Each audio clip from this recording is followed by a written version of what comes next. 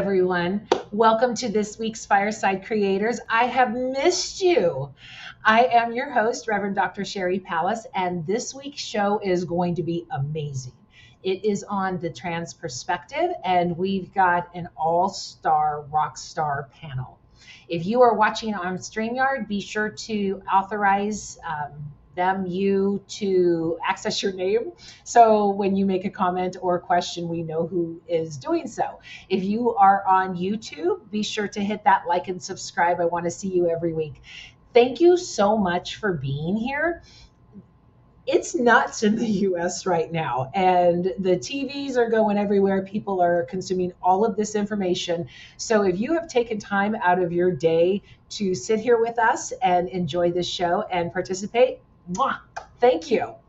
So I want to thank our sponsors, Ruth, Ray, Michelle, Kirsten, Heidi. You guys rock. Thank you so much for continuing to support the show and keeping me on every week.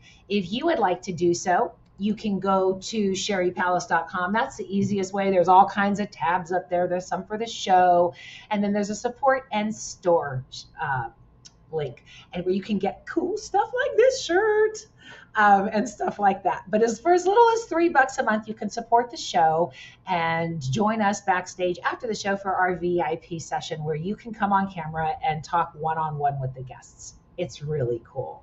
So, but thank you for just being here. Thank you for giving up the time. Thank you for allowing us into your lives this evening. So, couple reminders, this is a safe space. Please keep all questions and comments to the topic. It's a safe space, or I'll boot you. And honor our guests and thank them for their vulnerability in telling their stories. Okay, so let's go ahead and meet them.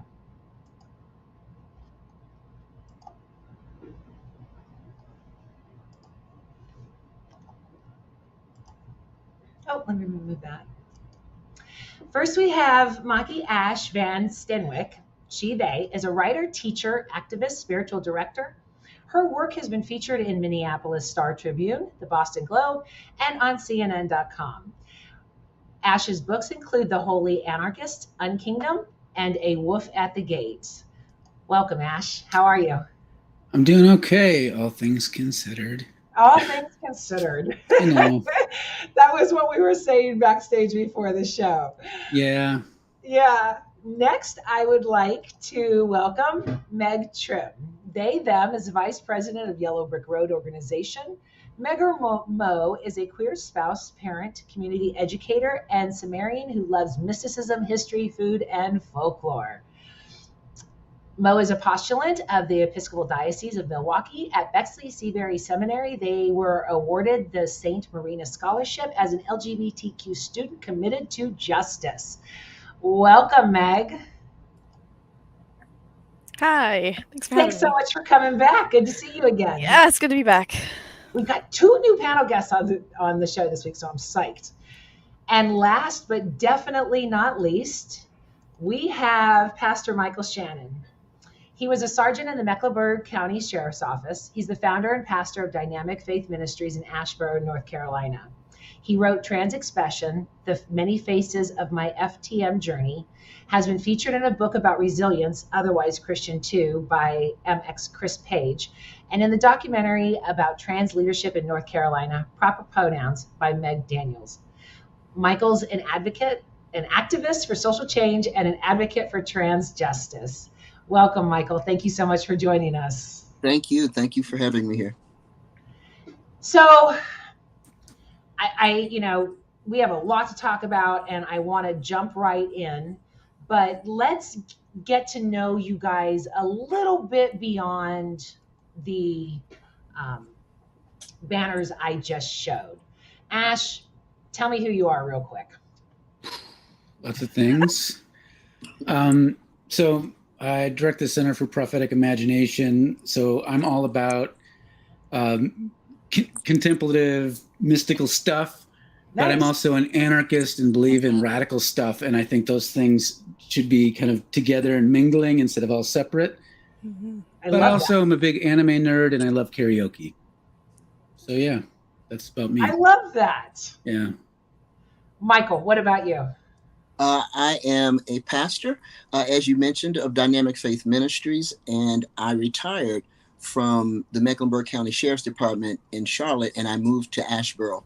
Once you hit retirement, you start driving about 35 miles an hour. So you got to find someplace that, moves a little slower. So I picked, I picked Asheboro, and I am enjoying retirement. I wonder now how I had time to work. Right? Because I'm just enjoying life. We have our ups and downs, and we've had some global situations for sure, and some economic ones that have affected, I'm sure, most everybody. But I still hold on to the resilience that I've had all these years just to be me. So far, so good. Yes. And Mo, what about you? Let's see. I'm a student in seminary, but I'm a parent of kids who are being raised without a closet, and the spouse. My wife is trans also. So, and I run a teen group for LGBT teens in my community. So I'm just out there trying to be the best mentor figure I can be. That's kind of where I'm at. I'm raising kids without a closet. I love that. That's beautiful. Yes. Yeah. Okay, so I had listed a bunch of questions as far as an agenda, and we just talk here. But let's start off with, when did you know? Ash, when did you know? I mean, I've been out for about 9 months, and so I knew about 9 months and a day. So you didn't know sooner? No. So, like, it's funny. Well, kind of funny. So in the trans community, the term is an egg, like somebody who hasn't hatched yet. And so when I came out, like a bunch of I had a lot of close trans friends, and I would be like, wow, I don't know why, but my close trans friends are like the people I like hanging out with. And I guess I'm a great ally, I guess. And so when I came out, they were like, oh, yeah. Not surprised to us. Yeah. So, yeah. And it wasn't even that big of a surprise to my wife of 20. We just celebrated 25 years. So it's been complicated. I'm 46. So making it this far in, and suddenly realizing you're trans is kind of a lot. It's been a big Backstage, adjustment. Michael, you said that you were born at 50. So you have a similar story? Actually, I always knew. My body and my mind did not match. And it wasn't problematic because I just thought everything would just appear, one night, overnight, and I would wake up and everything would sync. So when you are born, I was born assigned female at birth, and it wasn't really problematic at first because, I was just waiting for everything to line up. When it didn't is when I had problems. So when before you even start school, and you come into the understanding that you have to do a lot of changing and dealing with society and how you're being viewed, as opposed to just hoping one night you go to sleep and you wake up in all the right places and everything that you hoped for that you don't have is there. So it wasn't problematic for me until a little bit later when reality hit, and I could feel the rejection before I could even articulate who I was. Mm-hmm. So at 50, it was a complete and authentic me. I had nothing else to lose, really. And that's when I began to live life as Michael Shannon. I think that's one thing that scares society so much is authenticity. Yes. Because, we are all looking to be loved for who we are. And when someone is bold enough to be authentically you, I think people who aren't able to do so shiver and get mean and angry. Yes. Because they see something that you've been able to accomplish that they haven't. That's exactly. We're all looking for the same things. Mm-hmm. That's exactly. Mo, what about you? I'm sorry, go ahead. Oh, never mind.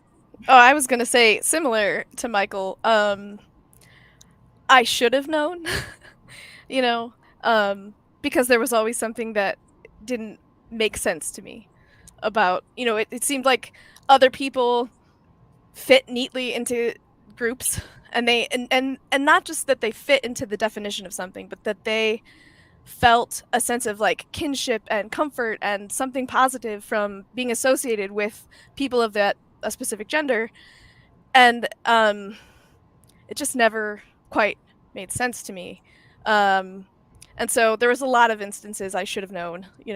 My mom being like, why don't you be more ladylike? Can we go shopping in the girls section this time? That kind of stuff. And then I think I sort of died a little bit to that part of myself when I became a parent, because I thought I need to be the person my children need me to be, and I thought that would be very like straight and cis, and so I started like emulating my mom in a way. So it took me until a couple of years ago to finally sort of face everything, and it was actually in the middle of like a faith crisis and a mental health crisis that I just really felt like I felt like it was a God thing. Like God was like, stop trying to be something you're not. You're in my way, and if you're gonna live the life I have planned for you, then you got to own this stuff. So that's like 2018 that's about when I figured it out. I mean, being authentically you is hard. It's really hard. I mean, God and I had the same conversation a couple years ago, and everything that I hated about myself, my voice, my height, my loudness, my brashness, is all what I need right now. Yes. So, Amen. I mean, coming to that conclusion as to everything that I hated is what I'm supposed to be. Mm-hmm. Again, I think that if anyone poses anger towards you, it's out of jealousy and rage, not authenticity on their part in any way. So how do you deal in a non-inclusive society?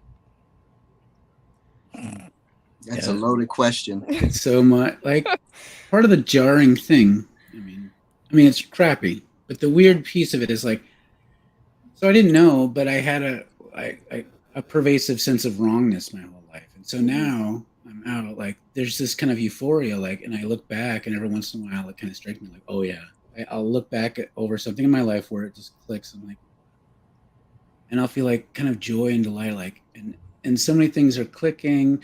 And so then to go from that to then all of a sudden encountering a shitty person or a social reality that's like really hard to take, like that kind of juxtaposition is really painful.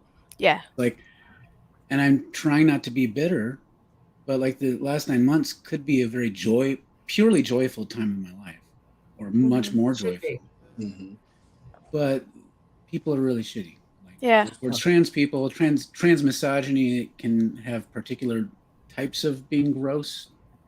I don't want to play like one-upping or anything, but there's particular ways it shows up. And I get tricked and caught off guard because I'm like, I'm enjoying my life over here. And then bam, it catches me off guard because I'm trying to like get in the moment and enjoy it. Like I'm not trying to guard myself all the time. I'm having to learn how to do that all the time. Yeah, I agree. Otherwise I'll be really wounded. So there's kind of this race that I have to do, like to try to like find joy faster than the trauma gets me. Oh, wow. Yes. Or I'll spiral. Like there's a reason why, just to make it real, there's a reason why suicide rates are so high. It's not because there's something there's not something fundamentally fucked up about being trans. It's because of this sort of like the attack is hard not to internalize when everyone around you says there's something wrong with you. Mm-hmm. So you have to find the joy faster and more deep than these messages come at you. Yeah. Which is why pride is so important and community is so important. That's and right. Yeah. I feel, my heart, by the way. Yeah. I feel called to be in spaces where I'm confronting people sometimes. And certainly that's not something I can do all the time. And that's not something every trans person can do because it's hard. It's really hard. But countering that with how do I find comfort? How do I find joy? Who are the people I can surround myself with? What are the positive spaces I can be in so that I put as many positive factors into my life as I face negative factors, hopefully. But yeah, there's more to say. This is a very big question. Yeah, I know. But I wanted to affirm Ashe's comments about joy. Definitely, we actively seeking it. You gotta it's yes, yeah, it's so important. yes. I agree. I agree with the panelists, because if you don't do that, you're in a constant place of just being inundated all the time. And this is the oxymoron part about it.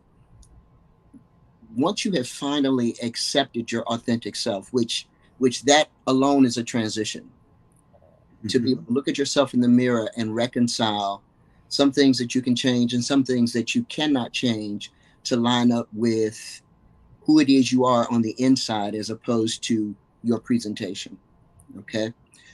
Once you get to that space, for many of us, I believe that there's some semblance of God or a spiritual enlightenment that happens. But for me, it was like a double impact, because I finally tread through all of the religious stuff. I get through me, and I'm celebrating because it feels like this was a spiritual awakening as well. And then I've been called to pastor for years. I get the courage to do it. And then, bam, this terrible thing starts all over again. And this time it starts with the very entity that got me through in the first place. Wow. So you're facing persecution from your church? You face persecution from denominationally, because I'm not associated with my church that I grew up with anymore, but I already knew their stance. So that's not ever accepted. But when you feel like God is giving you enlightenment to get the courage to finally be you, and then to realize that everyone is going to throw God at you, you know, and it's like, wait a minute, that's why I'm here. That's why I made it as far as I did. Wait, you know, yes, it's not, that's not my perspective. It may be yours, but that's not my perspective. So to throw back in your face the champion part of why you were able to survive, you know, and then say that God that you celebrate doesn't want you. And so you have to navigate through some things over and over and over again. And that's the difficult part of rejection. Okay, so let me ask you a question that I didn't have planned, but I'm always screaming on social media about how Jesus spoke of the eunuchs. Did you use that argument at all? Is that valid within the halls of the church? It is valid in only inclusive spaces. Yeah. It is valid for those who actually study and can apply the word without the walls and confinements of the institution of church. So ignorance is what's driving this again. Ignorance drives it. And as you stated earlier, we are creatures of habit. So we have to, you know, relent to that. And if people are not willing to push their way into something different, it's an automatic rejection. And it doesn't take a rocket scientist to realize that I can show you respect and not understand your position. You know, the people that we love that do embrace us do things that we don't necessarily agree with, but we don't reject them for it. We stand with them. You know, if it changes, we're there. If it doesn't, we support, right? Well, that's what love is. That's what love is, and that's what we're looking for. So when the doors are closed repeatedly, is really difficult. The hard thing, like, in some ways, it's been easier for me to handle, like, the people I just assumed would just slam the door. Because I used to be really, really conservative. So I understand it. I get it. There's a lot of people who perform the surface level stuff who just ghost you. Mm-hmm. Especially in church spaces, because it's toxic to touch it, the issue. Don't want to deal with it. I had dealt with a lot of that, you know, because part of it, you know, I've done ministry for like my entire adult life, and so all of a sudden, like, you know, they just went away. A lot of LGBTQ affirming people, and then a lot of them, their toxicity comes out because they project stuff, right? And so then it's like, oh, and so then the kind of the gaslighty stuff and the weird dynamics come out, and since you're dealing with a lot of stuff, you're having to work through it. and they're not. It's all sideways. They're not engaging you like with argumentation. It's kind of coming at you on the side, and it gets to be hard, especially because like Michael was saying, like for me, this was like I encountered a deeper level of my relationship with the risen Christ in the middle of all this. Yes. Like that's how I see it. Yes. Like it really was an encounter with Christ that unlocked this. And I'm like, oh, okay. And it was part of this continual thread throughout my whole life. And so I feel like a deepening and a broadening of my vocation in ways that I'm like excited about, but I'm also like really sad about, because I'm like, the audience is going to be smaller who can handle it. Mm-hmm. And like, that's painful, but I'm like, well, that's what the prophets had to deal with. So I guess I better gear up and get going. That's right. But it's hard to deal with. It doesn't make it less painful. Yeah. I would also say, so there's like interpersonal level of like rejection and attack. There's walking out your door into your community not knowing who's safe, if you're going to be safe. But there's also this existential dread of like, are we going to have rights in it? And is my wife going to be able to get her, healthcare, her hormones? What are we looking at? There's just kind of the cloud of knowing that there's people out there who want to make our lives really hard, and much harder than they should be, to take our rights away. I think that is just always bearing down too in the process of everything else that's there. Mm-hmm. Well, and when I wrote the question of do you live in fear, I was thinking of a micro level, not a macro level. And I mean, this is coming from the government wanting the rights to be gone, wanting personhood for people who aren't here and non-personhood for people who are. I mean, it's crazy. And the amount of fear that you guys must have to deal with it is, as you said, Ash, to overcome that with joy. I mean, I salute you. I that in itself is a life accomplishment, to be able to shut out the hate, to be able to shut that out and say, you know what, you don't matter, your thoughts don't matter, I matter, who I am matters. And I salute you all for that. I think it's that strength, at least for me, being really solid in who I am as a child of God, a person called by God to be my authentic self, right? That trumps everything, right? That just, it's still hard, and I still have to deal with those things, but I can fall back on a really solid foundation, I think, inside of myself, knowing what it's all about. But that said, that doesn't mean that I don't sometimes wake up and be like, especially early in transition, like, am I making this up? Like really asking yourself every day, like, really this is what we're doing, this is what you want me to do, this is really who I am. And then over the course of time, getting really solid in that, and then finding peace and comfort and stability in that. It's a for me, it was a few years process to get to a place where I don't just believe myself, but I stake my life on it, Yes. Yeah. Yes. Well, I've actually felt the fear of transphobia because people have thought that I was trans before. I've had an entire VIP section mock me for almost an hour, and then finally become bold enough in their alcohol to approach me. Some men tried to fight me. I can't tell you how many times I've been groped for people looking for a penis. Oh my God. So I know the fear is out there. I know that people are horrible.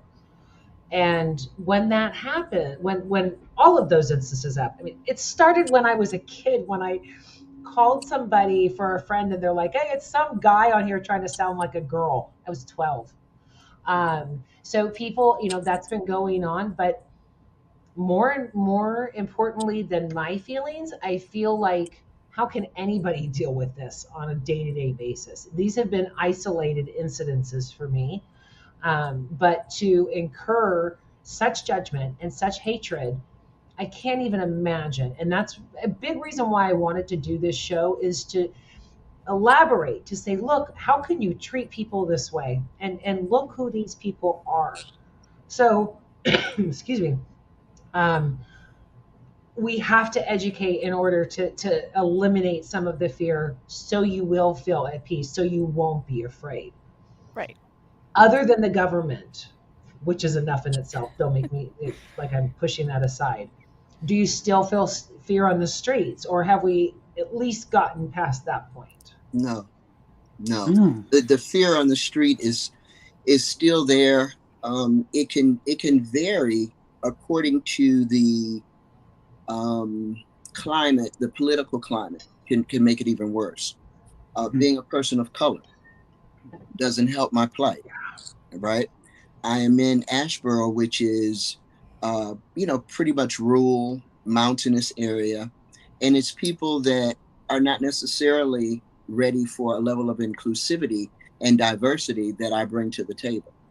So it's kind of like, as long as you are quiet and you don't say anything, and you don't really live life in your authentic state in front of them, there's some semblance of order and protection in your life. So, we didn't go through all we went through to live like that. No. And it's just really, it's upsetting to know that even the government is out to get you. It bothers you in a way that I've never encountered politics before, until I realized they are truly and actually out to get us. And that's hard. Mm-hmm. Yeah, the SCOTUS decision last week was, I don't even have a word.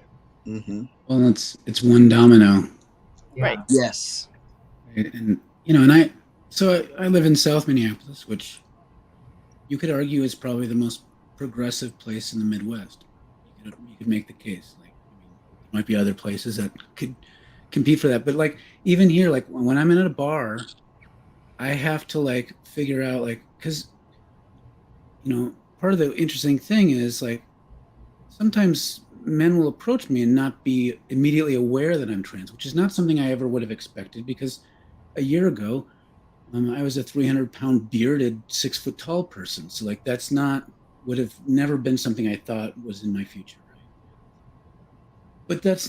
But then as soon as that turn happens where they realize something, it's like a lot of cis people don't get this. They think, well, you could hold your own. That has nothing to do with shit. Like, it's not about whether or not I could take someone in a fight. They all of a sudden now they have two things to prove. They have to prove whether or not they could take me, and they have to prove their masculinity. Mm-hmm. And so even in South Minneapolis, this progressive place, I've been afraid. And so never mind when I go to other parts, go to Trump country to visit family and stuff. I'm afraid, like, what could happen to me? Sexual assault is really a high likelihood for trans women, for all kinds of reasons. And so it's a scary thing to think about. Yeah.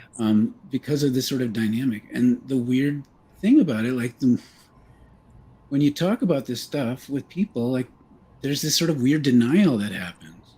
So all this gaslighting around this sort of assault, people think you're crazy talking about it. Like, why do you make such a big deal about it? Like, there's a family reunion I'm not going to this summer, and my family, who are very Trumpy, like, think I'm just being like a snowflake for not wanting to go. Because like, why wouldn't you go? We got your back. I'm like, because somehow, like, because you're promising that you're going to support me, which in their mind means that they don't think anyone's going to beat the shit out of me or call me tranny to my face. Like, that's their definition. Like, they don't understand. They don't know what would happen in any kind of context. Mm-hmm. I've had people, like, in South Minneapolis chase after me. Oh my God. Trying to find out what I think about the Dave Chappelle special, like, drunkenly, because when people are drunk, it's like, why? That special hasn't been on for 6 months. Like, they're just kind of angry. They have something to prove. So there's this sort of weird kind of like stuff in the soup. Like people are not just because they have a little rainbow flag around or something. That's right. I'm affirming. That's They have that's something right. to prove. They have a lot of stuff to work out. I think that's That was one of the things that I realized today in thinking about my incidences was, with the exception of when I was 12, they were all drunk. They were all drunk. It's like, every time that I was attacked, this guy walks up to me and goes, "Good job on shaving your Adam's apple."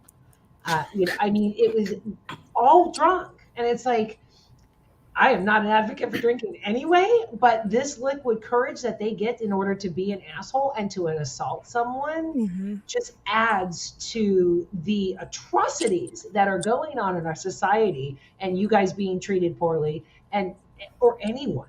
I mean, it's just men and their alcohol. Sorry, Michael. That's okay. It's the truth, and you deal with that. You deal with this sense. For me, being male and presenting as male now, I don't know why I would trigger your hyper masculinity. Yeah. What do I have to do with however it is you present? I'm the one struggling here just to be okay and to be all right in this environment, because I may want to go out or I may want to go to the gym. And another dynamic of this is we travel through all of this with ourselves, with our God, with our families. And then once you've told everybody, you've explained yourself as much as you can, you come to the realization that you have to come out in different circumstances. Yes. You still have a coming out process. And you don't understand, it's kind of like initially, once you tell your mother, you have just reached a pinnacle of self and have survived that, whether it's embracement or rejection, and walk through that. And then the rest of, your close network, and to take a breath and go, well, at least everybody knows who I am. And then you want to go to the gym and you have people with a mindset of, however you have transitioned may not be socially acceptable for them. So now you're going through this coming out process now in your head with yourself. I have to come out again and be okay going to the gym. Wow. I have to be okay with this coming out experience, because when I sign up at the gym, I have to let them know I'm trans. Okay. I need to I never stop. Yeah. So stop coming out. It's always an ongoing process. So why would you need to tell the people at the gym that you're trans? There were different reasons, and the bathroom was definitely one, because I'm not trying to go to jail. And if you get somebody that wants to make a big deal out of it, it can fizzle down to nothing and you just leave. But who wants to go through that? Wow. Right. Who wants to go through that? I come out. I really self-protectively come out everywhere right up front, because I don't want to be in spaces that are not going to be inclusive of me.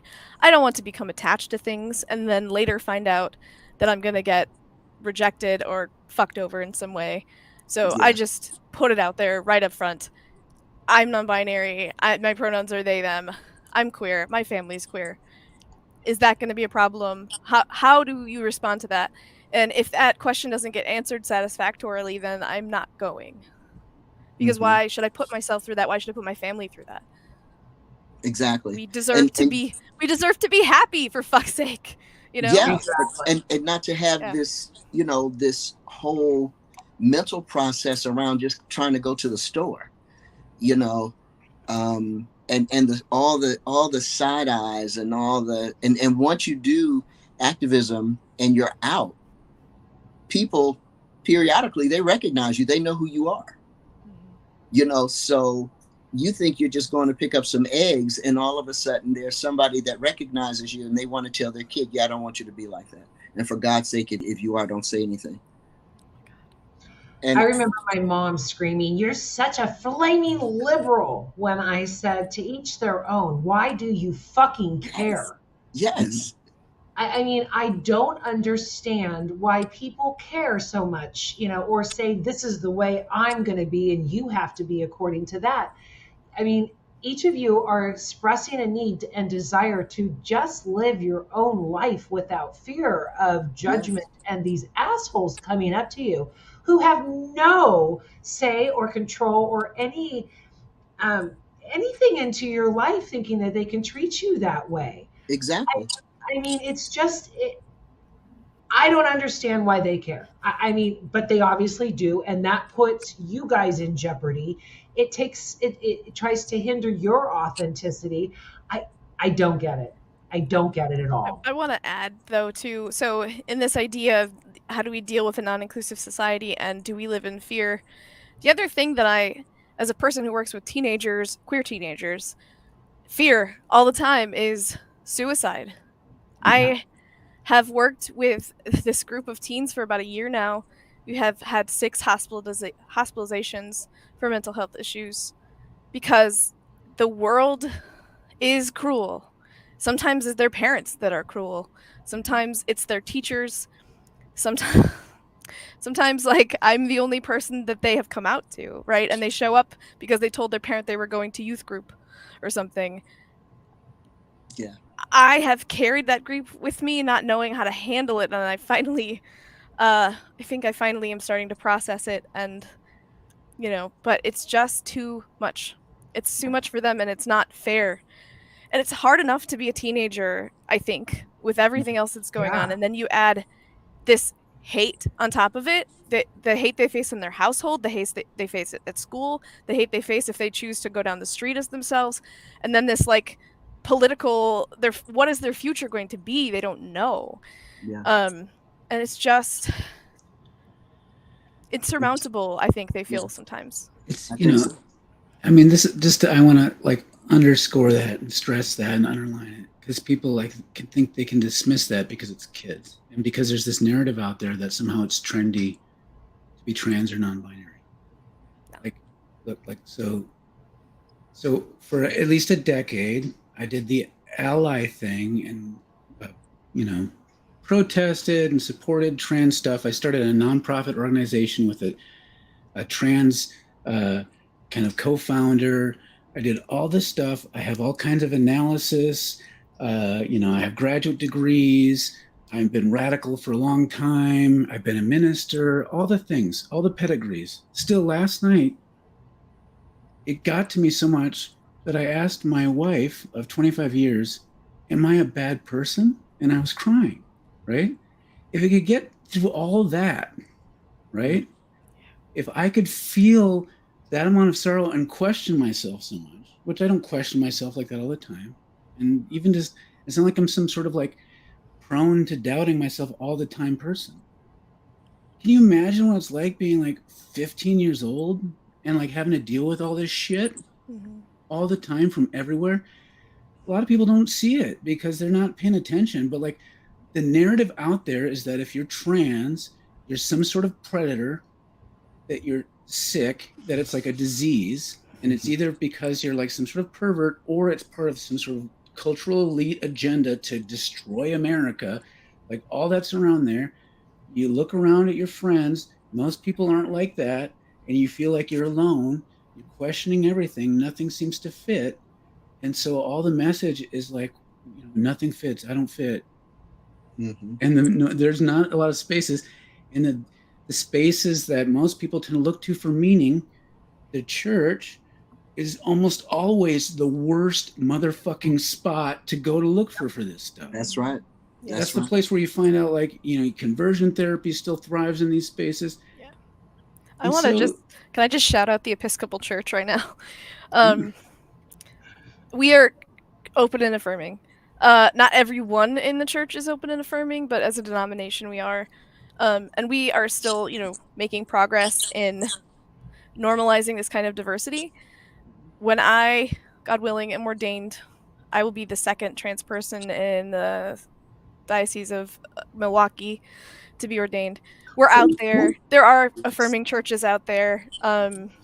So I don't want people to lose hope, but definitely you have to know what church you're walking into. You have to know what Christian you're talking to, because there are also churches that pretend that they're safe space. We're LGBT friendly, and what that means is come in so that we can change you. Yeah. So we can tell you that not to Exactly. love So, yourself. We can tell you to suppress this part of yourself. yeah. Right.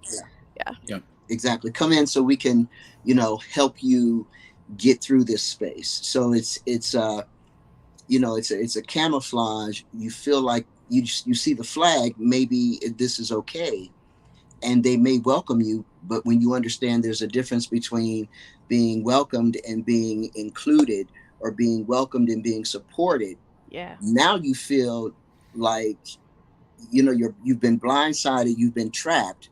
It's And then predatory. they begin to Predatory. it's Yes. predatory. Then they begin to throw off from the pulpit. Yeah. I remember going to a service trying to still be associated with the Seventh-day Adventist movement that I grew up in, just thinking that if I was just quiet and just went in and I just wanted to have some semblance of something I recognized from my childhood. And I had just moved to Charlotte. So I go to the church, and I have on jeans. I didn't have any facial hair because I hadn't fully transitioned at that time. I had on some men's shoes and just a shirt. So I could have really blended in, without a problem. And evidently people can just pick up on your spirit. And the pastor gives an example of the fact that if young children are going through any kind of a gender crisis, that they should stay in the closet. Yes. And when something is directed towards you. And I'm just sitting here, and I'm pretty tough. And I'm sitting there trying not to cry because I feel the attack to me. It's abuse. It's spiritual abuse. It's abuse. Totally. Yes. And that has happened on more than one occasion. That occasion just happened to be when I was just so searching for something that I could connect to. Like Meg said, where can I belong? I just want an hour of service just to belong in this place, because this has been my home denomination from like the age of 5. Yeah. So this is really Seventh-day Adventist is all I know. And I'm missing home. I'm missing my family, missing my mom, who was not okay with me being same gender loving, sending me hate mail at the time, going, please don't tell anybody. I can't believe you're doing it. You're going to hell. So I'm dealing with that. And I'm just, now all I have left is God. Yeah. I'm so sorry that happened to you. Yeah, that's all I have. And then I try to reach for God in a collective way, in a church environment, in a fellowship way that I'm used to, that I grew up in. And the rejection hit so hard until the lady that was standing at the door, I knew she was the one to welcome the visitors. And she saw the hurt and she felt it. And she said, please, please come back. And I'm looking at her with tears in my eyes, like, as soon as you let my hands go, I will never, I can't wait to get to my car. And she knew there was an injustice done. She had no anything to help, but she felt sorry for me. And for a stranger to feel that, that what you felt and what you just went through was very real. But let me just throw this out there, just because it needs to be said. Statistically speaking, white, cis, straight men are the perverts. They're the ones that are molesting children. White, straight, cis men, not trans, not anyone from the LGBTQ community. White, straight, cis men. Is that redundant? It might be. Anyway. I cannot stress this enough for anyone who is listening, that basing any type of fear onto the trans community because is just bigotry. It's ignorance and it's bigotry, and it's just in no way, shape, or form correct. And because of those fears, because of that ignorance, you are literally hurting people. And I need anyone who's watching to just hear that, acknowledge that, and see the humanity in my beautiful panel, and what they must go through every day. Amen. Amen. So on that note, what can we do to support you? Finally, a positive question. You knew I'd get there. Yeah.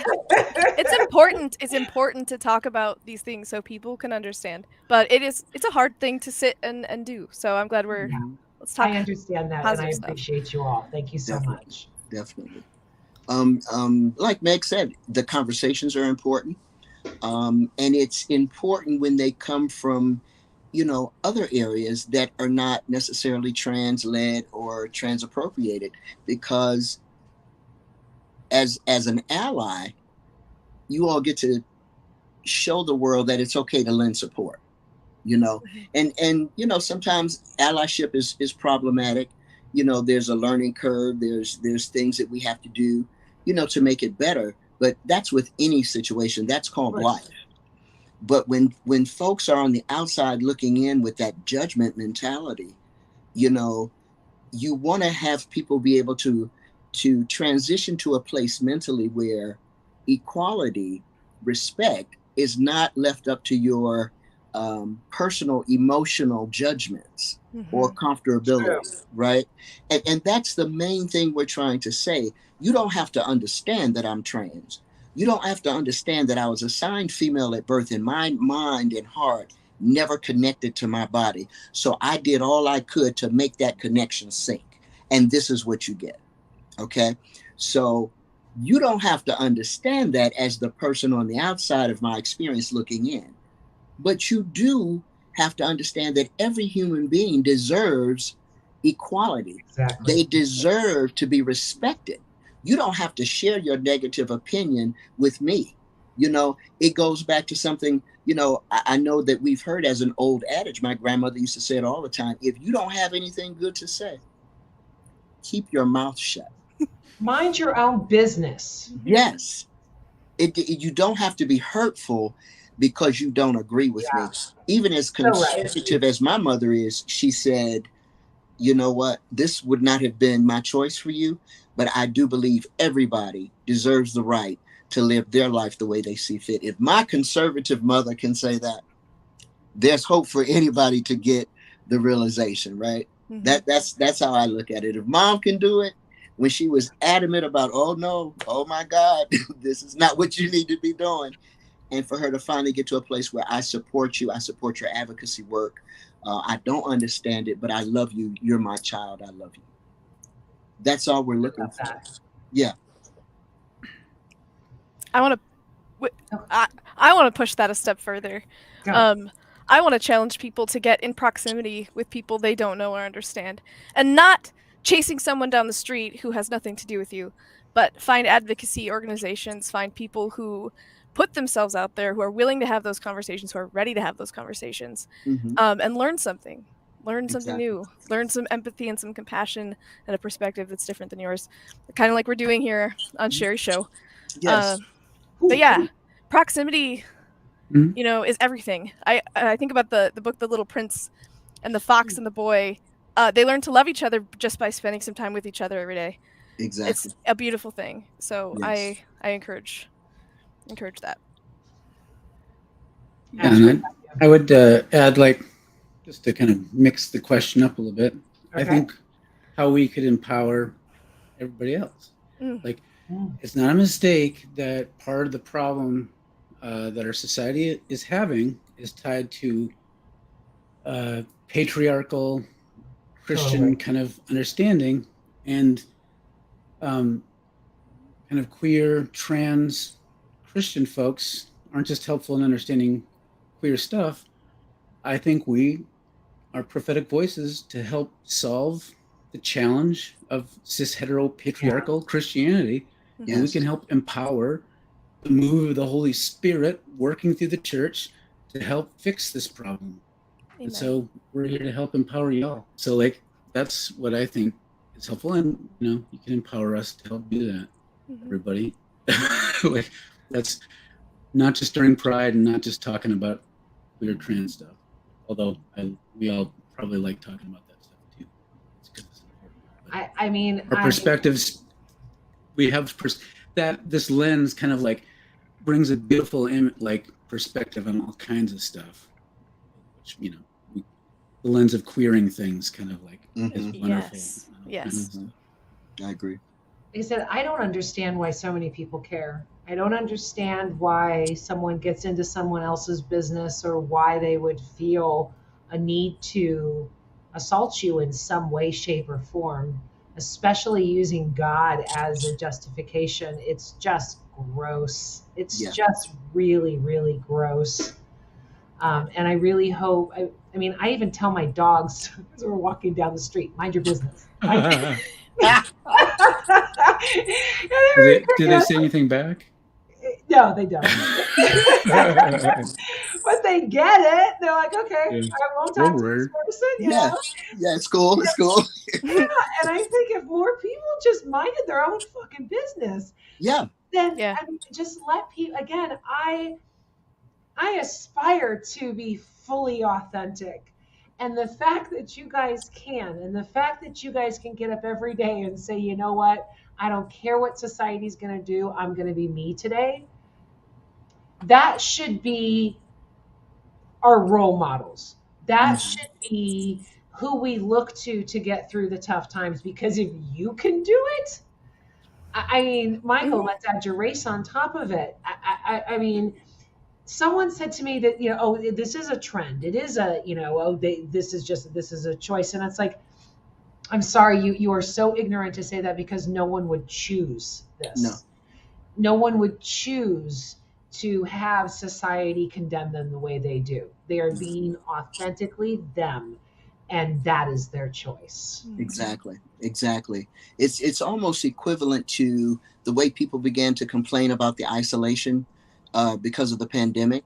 The fear they had of being around anybody that might be contaminated, the fear they had of being diagnosed with something that would make them and their system super sensitive, not seeing their family, trying to stay in a protective mode for themselves and the elderly.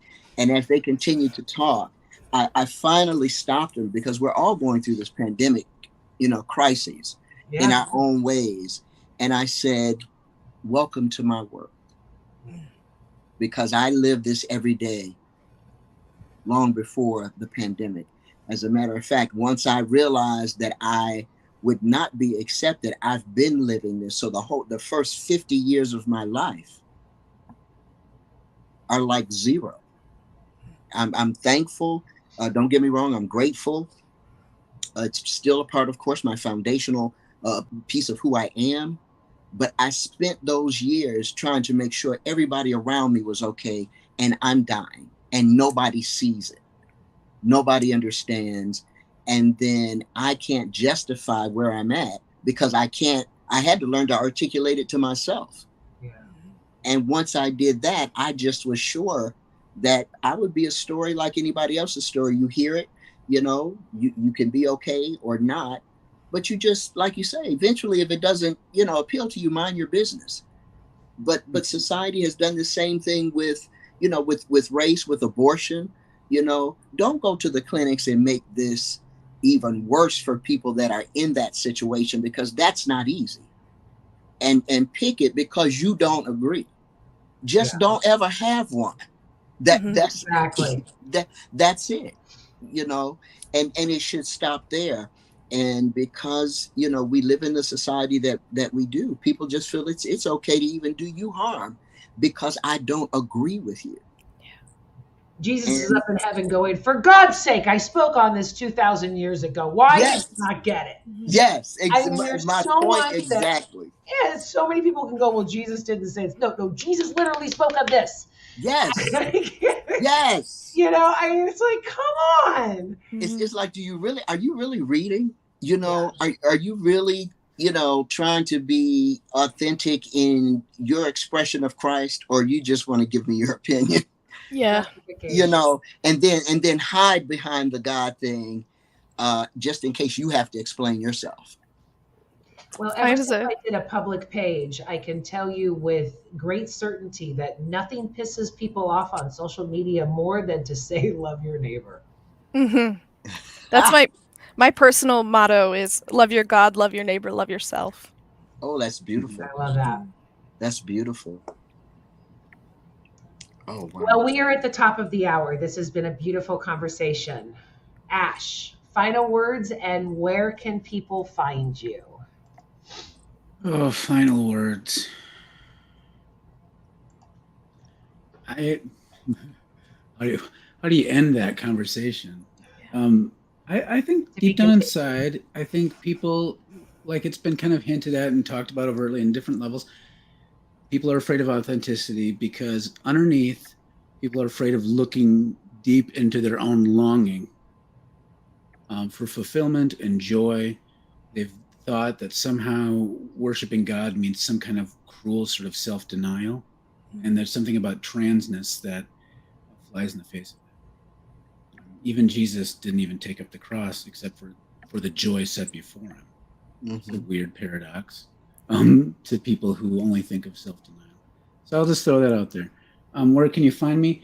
You can look up the Center for Prophetic Imagination and find me that way. That's probably the best spot. I think I lost you on your mic at the last couple words. Yeah, just I see it on the bottom. Yeah, look me up in the Center for Prophetic Imagination. There it is. Okay, fantastic. Michael, final words, and where can people find you? Okay, my final words are, through my journey, I have developed a mantra: I choose to believe.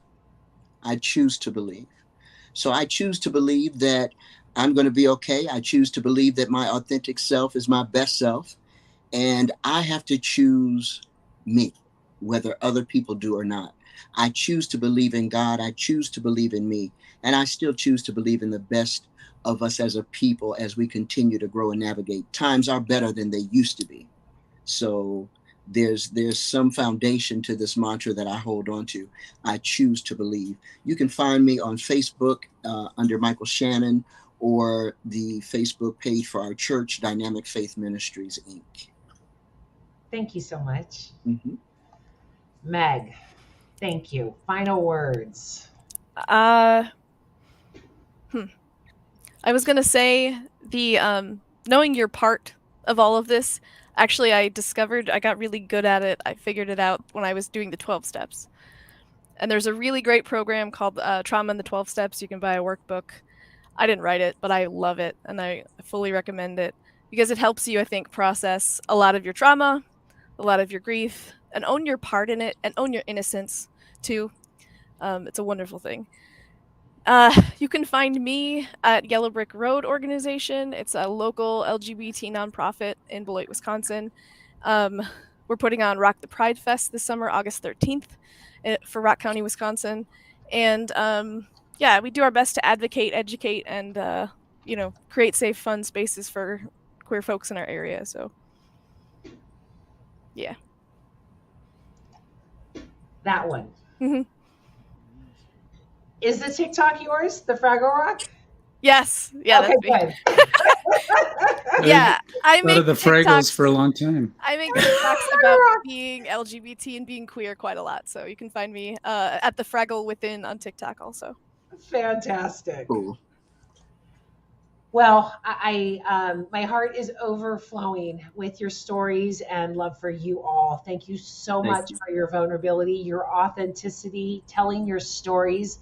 I love you all so much. Thank you. Thank you. Love Thank you. Thanks for having me. I will see you backstage. Okay.